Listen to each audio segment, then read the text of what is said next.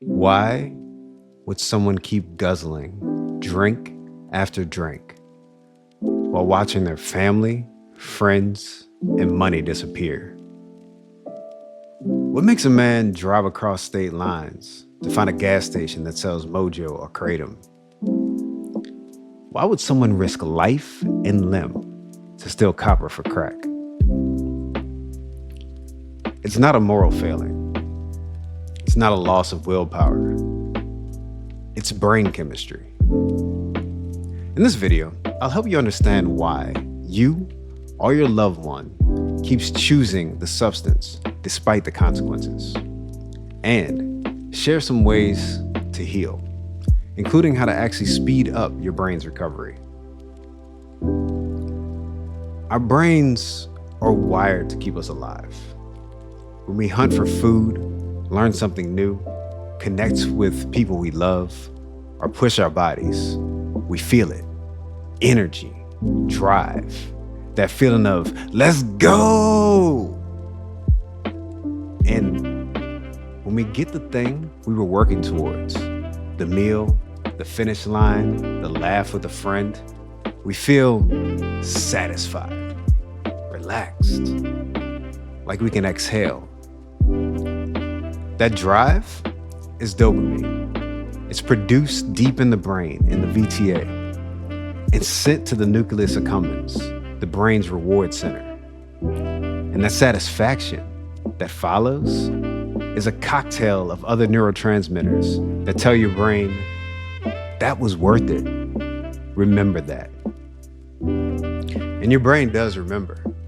Your emotional center, the amygdala, and your memory compiler, the hippocampus, work together to burn in every step you took to get there. Now, you're supposed to get a little bit of dopamine for every activity, so you have enough to keep you motivated all day. The problem with drugs and alcohol is they don't play by those rules. Substances flood your brain's reward system with more dopamine than any natural activity can produce. More than food, more than sex, more than time playing with your kids, more than anything. Your brain gets the strongest signal it's ever received, and it does exactly what it was designed to do. It says, do that again. And it remembers every step you took to get it. Over time, your brain tries to compensate. It starts pulling back receptors, the landing pads on your neurons where dopamine and other chemicals attach to create that feeling of drive or pleasure. Fewer landing pads, less feeling. Think of it like your brain turning down the volume on its own reward system.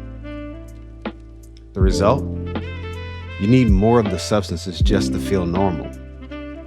And the things that used to bring you joy, a good meal, a conversation, a run, they start to feel flat, empty. This is why nothing ever feels like the first time. And it's why people stay addicted even when they desperately want to stop. It's not weakness. The brain has been physically rewired. The good news is that the brain can heal. And that healing starts the moment you get sober. It does take time, months to years, depending on the substance and the person. I'll talk about ways to speed that up in a minute, but first, let's talk about how to get sober. Now, before I talk about strategies, I want to be straight with you. With that much brain chemistry working against you, it is rare that someone stays sober without help. And for alcohol and benzodiazepines specifically, quitting abruptly can be medically dangerous. So if that's your situation, please don't do it alone. A medical detox, a rehab facility, AA, NA, these are not signs of weakness. They're how you win. What I'm about to share works alongside that help. Think of it as the inner work that makes the outer support stick. Figure out what problem the substances are solving. People tell me all the time, I just like to get high. And I believe them. But I also know that if life felt genuinely good, the pull wouldn't be so strong. So get quiet. Ask yourself, what am I usually feeling right before I crave? If you've relapsed before, what changed in the days or weeks leading up to it? Sometimes that's obvious, but often it's subtle. People notice their behavior shifted first. They got unusually quiet, stopped reaching out to their support network, dropped their healthy habits, started eating a lot of junk food or scrolling for hours. The behavior change is a clue. The mood that caused the behavior change is the answer. If what you find is trauma, a memory you keep reliving, something you've been trying to drown out, EMDR is one of the most effective therapies we have for that. I'll link how to find a trained EMDR therapist in the description. If what you find is boredom, flatness, a sense that nothing really matters, answer this. Do you feel a strong sense of purpose in your life? Boredom often reflects low dopamine and a lack of drive and motivation. When we have something worth working towards, something that connects us to other people or contributes to the world, our brains generate the kind of drive that substances were mimicking in the first place. I've linked a video in the description that will walk you through how to develop a sense of purpose.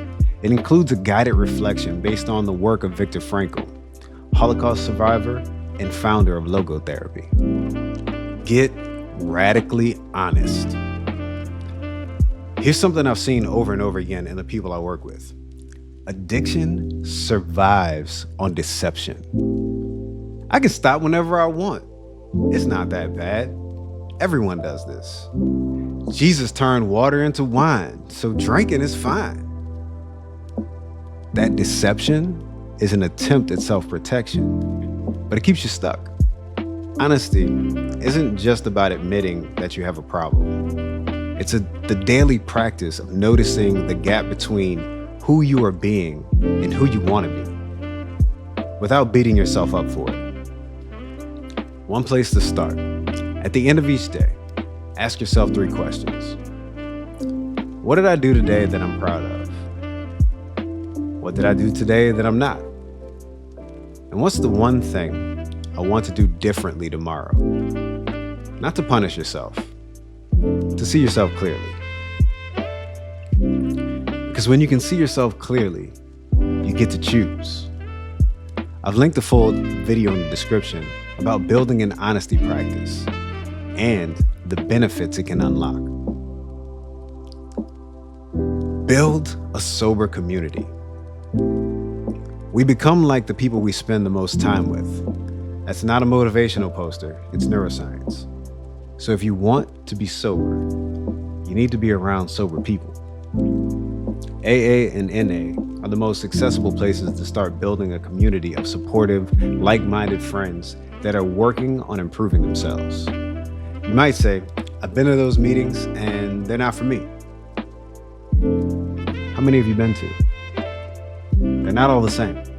Some skew younger, some older, some are gender specific, and there are online meetings running 24 hours a day. So shop around, find your people. And if walking into a room full of strangers sounds impossible, I hear you. Most of my clients say social anxiety is one of the main reasons they drink or use in the first place. So here's something small you can try to build the skill. Next time you're at the grocery store, ask your cashier how their day is going. Then ask what they're most looking forward to when their shift ends. Do it a few times. Notice what happens. Then bring that same energy to a meeting and try it there. I have a full page on omnipsyche.org dedicated to building communication skills and getting past social anxiety. I'll link it in the description.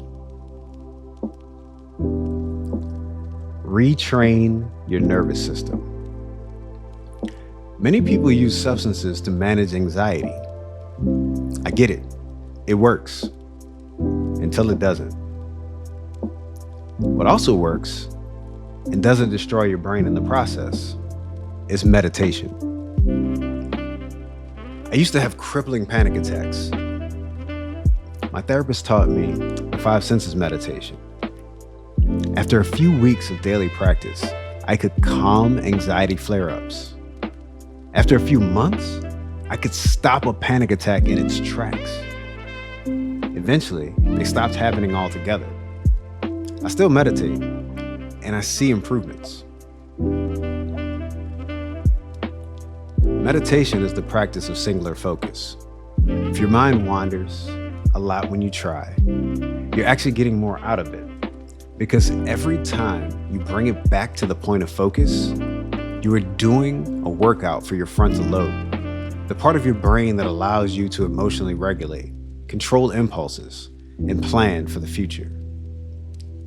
The part of your brain that substances damage the most. I've linked a video in the description on how to do the 5 senses meditation and the science behind why it works. Watch what you say to yourself. Negative self-beliefs are another addiction trigger.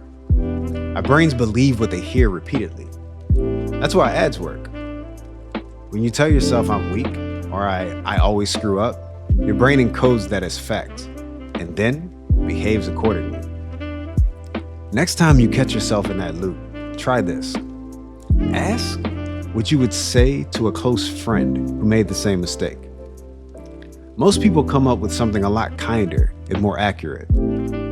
Then say that to yourself instead. Every time.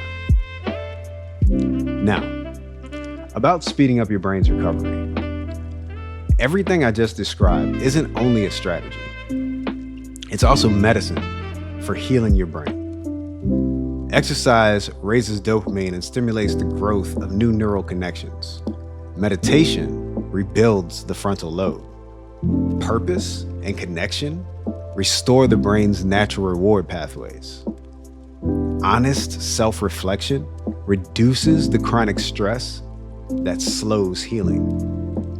Sleep, and I mean protecting your sleep like it's your job, is when your brain actually does the repair work.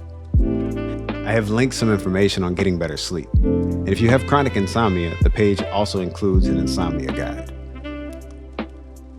There's no shortcut that bypasses time. But people who engage in all of these things, who move their bodies, build community, practice mindfulness, sleep well, and pursue meaning, they don't just get sober. They build a brain that makes sobriety feel worth it. There are many reasons people become addicted, and many reasons they stay that way. If it's hard to put down the bottle, the pipe, or the needle, that's not a character flaw. That's the brain fighting to repeat the thing it was rewired to repeat.